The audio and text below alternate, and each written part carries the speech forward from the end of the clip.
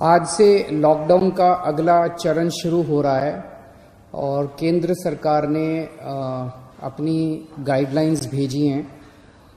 केंद्र सरकार की गाइडलाइंस के मुताबिक जो केंद्र सरकार ने उसमें ढील देने के निर्णय लिए हैं, उसके मुताबिक दिल्ली सरकार ने ये निर्णय लिए हैं।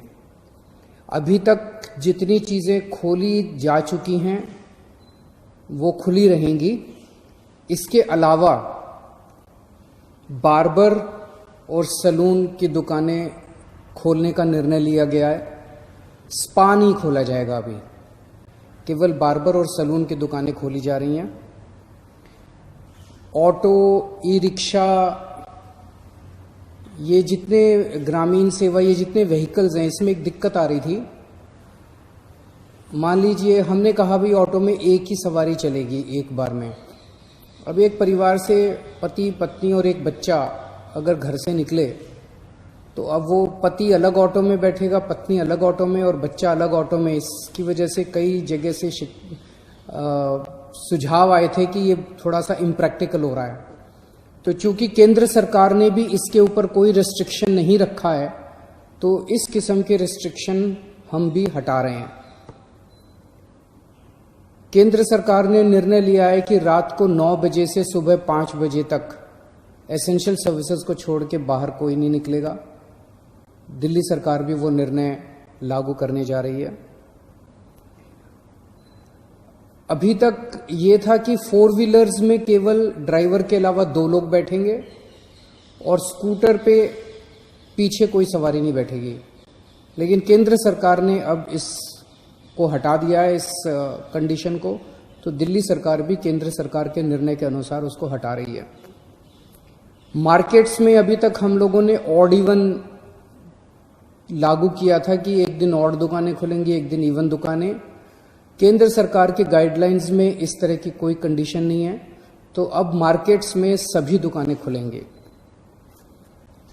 पिछली बार केंद्र सरकार ने कहा था कि इंडस्ट्रियल एरिया में स्टैगर्ड टाइमिंग्स लागू किए जाएंगे, तो हमने भी उसी के हिसाब से स्टैगर्ड टाइमिंग्स किए थे। लेकिन अब केंद्र सरकार ने वो निर्णय हटा दिया, तो दिल्ली में भी इंडस्ट्रीज, अब सारी इंडस्ट्रीज खुल सकेंगी। अब मैं आपके सामने एक महत्वपूर्ण विषय रखना चाहता हूं और इस पे आप लोगों का मुझे मार्गदर्शन चाहिए। आज तक मुझे आप लोगों का बहुत स्नेह मिला, बहुत प्यार मिला, बहुत विश्वास मिला और उसी के भरोसे आज जितने काम हम लोग कर पा रहे हैं, आपके विश्वास और आपके स्नेह की वजह से ये सारे काम, दिल्ली के अंदर इतने सारे काम हो पा रहे हैं। मेरे पास समय समय पर काफी कठिन चुनौतियां आईं, कई बार उनके समाधान नहीं होते थे। ऐसे समय पे मैं कई बार आप लोगों के समक्ष आया, आप लोगों से मार्गदर्शन लिया, आप लोगों से सुझाव लिए। समय समय पे आप लोगों ने जो मार्गदर्शन किया उसको हम लोगों ने लागू भी किया। जैसे आपने कहा, हमने लागू किया। कुछ दिन पहले आप लोगों से सुझाव मांगे थे कि दिल्ली में लॉकडाउन में ढील दी जानी चाहिए कि नहीं दी जानी चाहिए, और भरपूर सुझाव आए। 5 लाख लोगों ने सुझाव दिए। आज आपका सुझाव एक बहुत महत्वपूर्ण विषय पर आप लोगों का मार्गदर्शन चाहिए। क्या दिल्ली के बॉर्डर्स को खोला जाए? एक बार तो आपको लगेगा कि ये क्या पूछ रहा हूं मैं। इसका एक इंपॉर्टेंट एस्पेक्ट है, दिल्ली के अंदर कोरोना के केसेस काफी बढ़ रहे हैं। रोज हम देखते हैं कि दिल्ली में कोरोना के केसेस बढ़ते जा रहे हैं। मैंने इसके बारे में कहा कि दिल्ली में कोरोना के केसेस बढ़ रहे हैं, ये चिंता का विषय तो है, लेकिन घबराने की जरूरत नहीं है। ये मैं इसलिए कह पाया क्योंकि दिल्ली के अंदर पिछले 5 सालों में आपकी सरकार ने दिल्ली के अस्पतालों में और स्वास्थ्य सेवाओं में खूब पैसा इन्वेस्ट किया है। खूब नए अस्पताल खोले, खूब नए बेड्स बनाए, खूब सारे आईसीयू खोले, खूब सारे मोहल्ला क्लिनिक बनाए, सारा इलाज मुफ्त कर दिया लोगों के लिए। पिछले 5 सालों के अंदर दिल्ली के अंदर अभूतपूर्व विकास हुआ है दिल्ली की स्वास्थ्य सेवाओं में। आज उसी की वजह से, जब कोरोना की महामारी की वजह से देश के और दुनिया के कई हिस्सों के अंदर उनकी स्वास्थ्य सेवाएं बिल्कुल ध्वस्त हो गई, कोलैप्स कर गई, आज दिल्ली में बढ़ते हुए केसेस के बावजूद आपका मुख्यमंत्री आपको विश्वास दिलाता है कि अगर आपके घर में कोरोना हो गया तो चिंता मत करना, आपके लिए बेड है, हमने आपके लिए बेड का इंतजाम कर लिया है। पिछले हफ्ते जब मैंने आप लोगों से बात की थी, अभी कुछ दिन पहले, मैंने आपको कहा था कि आज की, उस दिन मैंने कहा था 3-4 दिन पहले कि आज की डेट में दिल्ली में 2100 मरीज हैं, लेकिन 6600 बेड का इंतजाम है। और ये 9,500, 5 जून तक 9,500 बेड्स का इंतजाम हो जाएगा, 9,500 बेड्स। जबकि आज की डेट में मेरे ख्याल से 2300-2400 पेशेंट्स हैं आज। तो 2300-2400 पेशेंट्स के अगेंस्ट में हमारे 9,500 बेड्स का इंतजाम होगा। ये कौन से अस्पताल में कितने बेड खाली हैं, कितने वेंटिलेटर खाली हैं, एक तो है कि मैं वैसे ही हवा में बात कर लूं, लेकिन अब आपको ऐप के जरिए भी ये पता चल जाएगा। ऐप तैयार हो चुका है, उसको कल लॉन्च कर रहे हैं, कल सुबह उसको लॉन्च करेंगे। आप उस ऐप को डाउनलोड कर लेना और आपको पता चल जाएगा कि किस अस्पताल के अंदर कितने बेड खाली हैं। और अगर आपके घर में कोरोना हो तो आप वहां जा सकते हैं। लेकिन अगर हमने बॉर्डर्स खोल दिए तो पूरे देश भर से लोग दिल्ली इलाज कराने के लिए आते हैं। क्यों आते हैं? 2 कारणों से दिल्ली आते हैं। एक कारण कि दिल्ली की स्वास्थ्य सेवाएं आज पूरे देश में किसी भी राज्य से या किसी भी शहर से सबसे ज्यादा अच्छी हैं। पूरे देश में सबसे अच्छी स्वास्थ्य सेवाएं आपको दिल्ली में मिलती हैं, तो पूरे देश भर से लोग इलाज कराने आते हैं। और दूसरा कि दिल्ली के अंदर सरकारी अस्पतालों में सब कुछ मुफ्त है।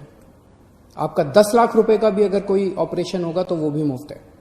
तो पूरे देश भर से लोग यहां इलाज कराने आते हैं। जैसे हम बॉर्डर्स खोलेंगे, देश भर से लोग अपना इलाज कराने के लिए दिल्ली में आएंगे।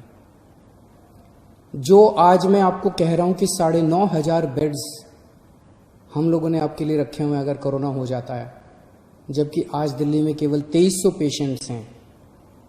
ये बेड्स तो 2 दिन के अंदर भर जाएंगे अगर पूरे देश भर से लोग दिल्ली के अंदर आ गए। तो हमें क्या करना चाहिए? क्या बॉर्डर्स खोलने चाहिए या नहीं खोलने चाहिए?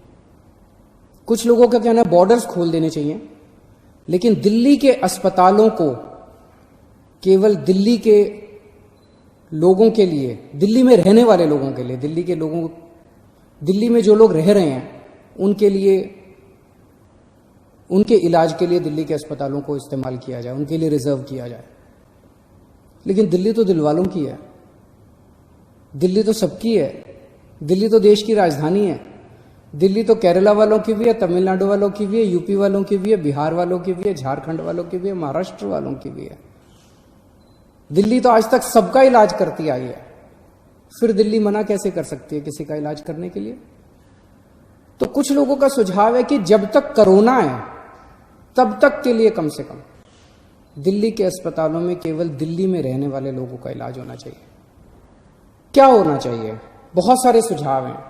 मुझे आपसे मार्गदर्शन चाहिए और हमें क्या करना चाहिए। आप हमें इस बारे में सुझाव भेजें। शुक्रवार को 5 बजे तक आपके सुझावों का इंतजार रहेगा। आप मुझे अपने सुझाव व्हाट्सएप कर सकते हैं। व्हाट्सएप नंबर है 8800007722। व्हाट्सएप नंबर है 8800007722। ईमेल है delhcm.suggestions@gmail.com। ईमेल है delhcm.suggestions@gmail.com।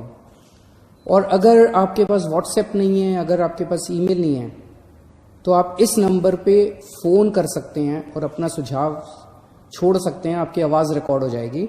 1031 डायल कीजिएगा, आप अपने सुझाव छोड़ सकते हैं। फिलहाल 1 हफ्ते के लिए हम दिल्ली के बॉर्डर सील कर रहे हैं। एसेंशियल सर्विसेज जारी रहेंगी। सरकारी ऑफिसर्स जो हैं वो आई कार्ड के बेसिस पे आ जा सकेंगे, पास लेकर आया जाया जा सकेगा।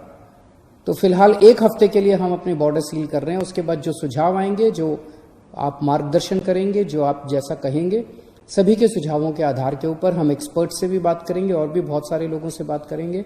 उसके आधार पर अगले हफ्ते फिर इसके बारे में एक ठोस निर्णय